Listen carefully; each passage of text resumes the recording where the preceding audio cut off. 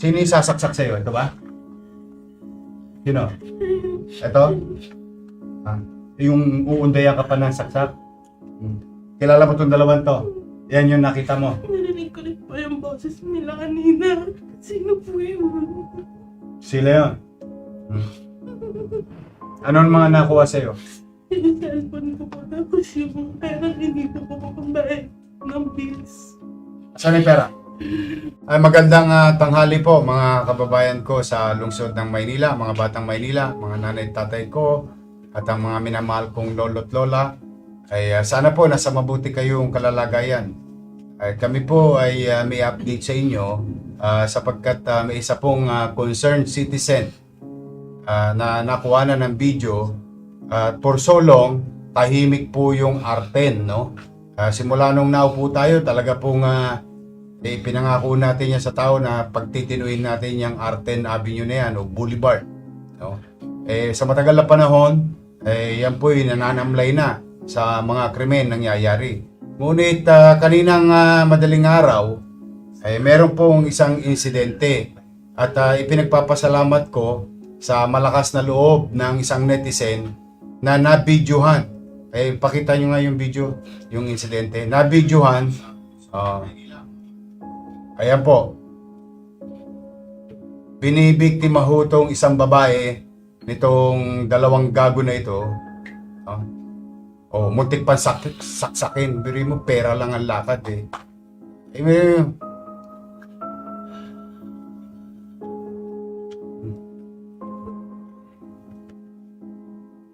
Doon sa sa netizen na nag-post, maraming salamat sa iyo. At dahil po diyan nandito po yung biktima, no?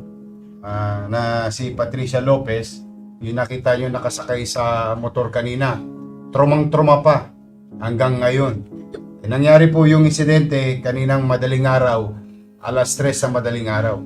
Hindi ko naman maintindihan sa mga to. Kala yata nitong mga to, joke kami. Sinabi ng... Anyway, Miss Lopez, you're from Nabotas. Saan ka papunta? Moriones, sa Tondo. Ito po, yung biktima, hanggang ngayon, trauma po talaga ito. Pagpasensya mo na. Meron pa rin mga malalakas ang loob na tulongges na gusto subukin ng Maynila. But I am happy that you are safe. More than anything else. Yung pera na mawawala, gamit mawawala. Ang importante sa akin, ligtas ka.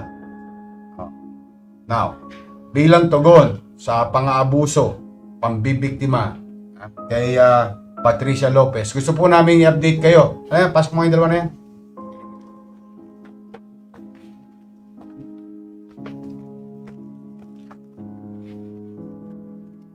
Sino yung sasaksak sa'yo? Ito ba?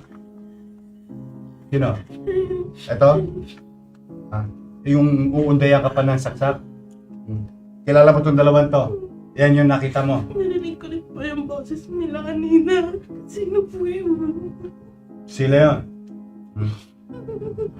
Anong mga nakuha sa'yo?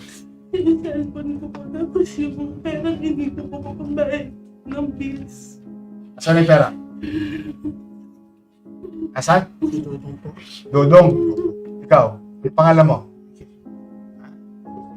Moises. Ikaw, Marlon. Nakanin yung pera? Pati yung cellphone.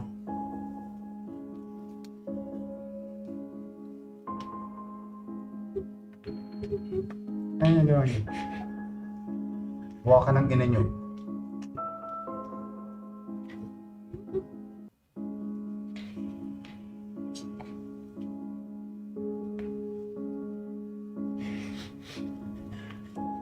Ano yung cellphone Dito na sa operatiba natin, kinuha yung mga mga cellphone sa computer. Ba't sino si Dudong? Ha?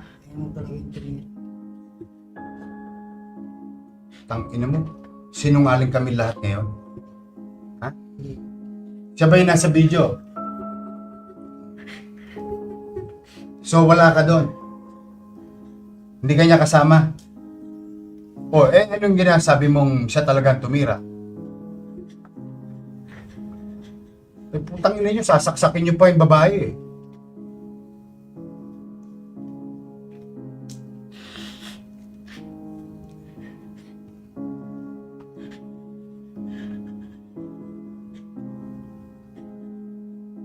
Panginig kayo ng laman eh.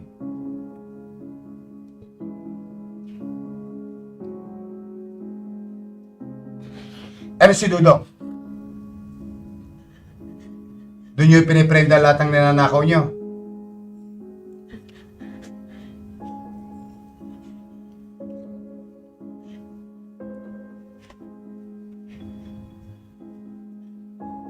Na-medical na to mga to. Sa direksyon ko dito sa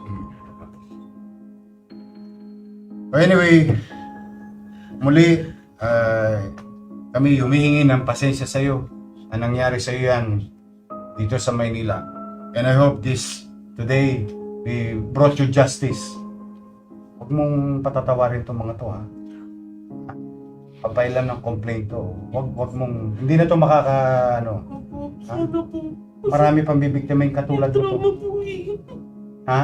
Yung trauma sa akin. I know, I can feel it. Ha?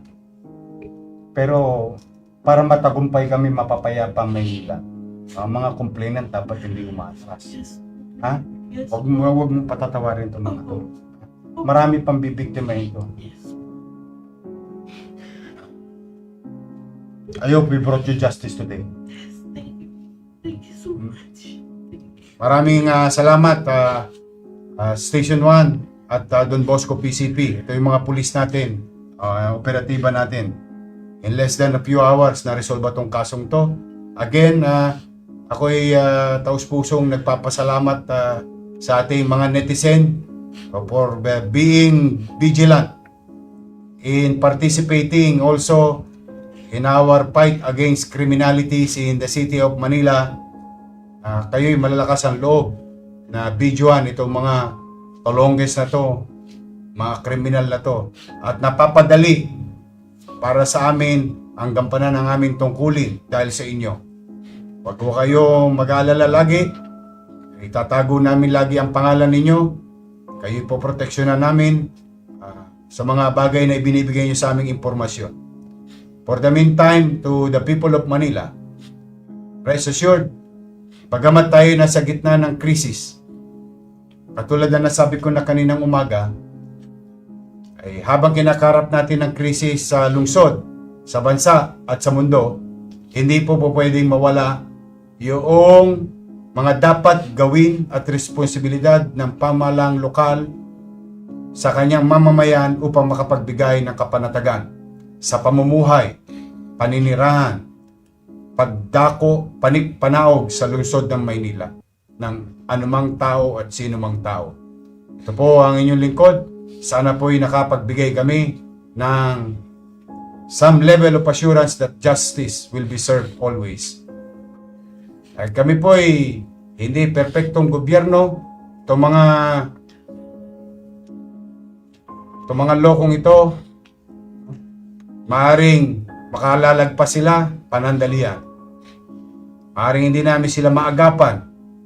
Pero we'll make sure, matter of time, madala sila at mahuli. Pipilitin namin mapagtagumpayan na makapagbigay ng hustisya sa bawat biktima o bibiktimahin. Hindi naman.